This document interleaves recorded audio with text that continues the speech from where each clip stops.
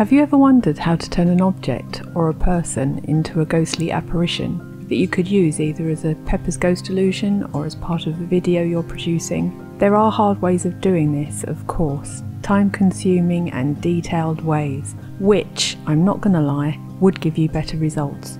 But there are easier ways too. I used FX Home's hit film software to produce my Pepper's Ghost in the last Haunted Book Nook video I made. I'll link their video below. But I looked into ways of doing a similar effect in just a few steps with the software I absolutely love, DaVinci Resolve. Now, I know I said in a few steps, and it literally is, but there are also different ways of doing those steps to give you slightly different results. You still with me? Also, by adding your own effects like flicker or glitch, you can really make your ghost look a variety of different ways to suit your needs. If you don't want to use your newly created apparition as a Pepper's Ghost and you want to add it to other footage, for example, there's a way to do that too, so keep watching.